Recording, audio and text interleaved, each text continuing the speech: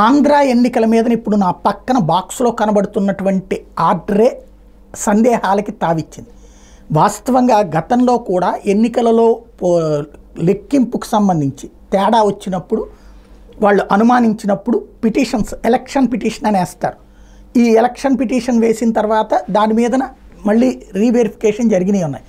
గతంలో కూడా అనేక సార్లు జరిగినాయి, కొన్నిసార్లు అటుదిటైన ఫలితాలు కూడా ఉన్నటువంటి సందర్భాలు ఉన్నాయి. అలాగే ఇప్పుడు ఎన్నికల పిటిషన్లు వేసేందుకు సమయం ఉండగా వాస్తవంగా కౌంటింగ్ ఎక్కడ తేడా చెక్ చేస్తారు? VVPAT to EVM. అంటే ఈవీఎంలో మనం గుర్తు నొక్కితే అది వివిప్యాట్లో పడి ఉండాలి. అంటే ఈవీఎంలో ఎన్ని ఓట్లు అయితే రికార్డ్ అయినాయో వివిప్యాట్లో కూడా అన్ని ఓట్లే ఉండాలి. తేడా వస్తే ప్రజాస్వామ్యం చచ్చిపోయినట్టు. కాబట్టి అలా తేడా లేదు అని నిరూపించాలంటే అవి రెండు చెక్ చేయాలి.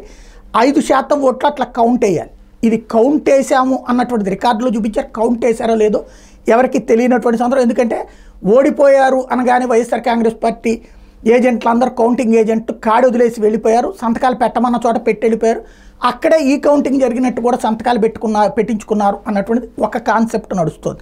రెండవది వచ్చేటప్పటికి గ్రౌండ్ లెవెల్లో జరుగుతున్నటువంటి వ్యవహారం ఇప్పుడు నిన్న ఉండవల్లి రైట్ చేసినటువంటి పాయింట్ ఏదైతే 45 రోజుల పాటు వాస్తవంగా ఎన్నికల నిబంధనావళి ప్రకారమే ఆ వీవీప్యాట్లను 45 రోజుల పాటు ఉంచాలి. అట్లాగే ఈవీఎంలు కూడా కొనసాగించాలి. ఈలోపు ఎన్నికల పిటిషన్ వేస్తే అవి కదలించకూడదు, అట్లాగే ఉంచాలి.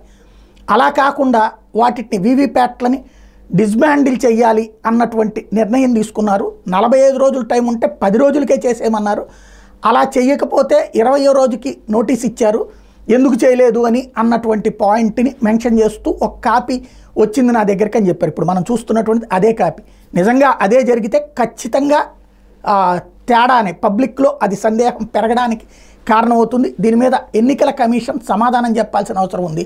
లేదా ఈ ఆర్డర్లు ఇచ్చారు మీనా అని చెప్తున్నారు, మీనా సమాధానం చెప్పాల్సి ఉంది. చెప్తారు లేదో చూడాల్సి ఉంది.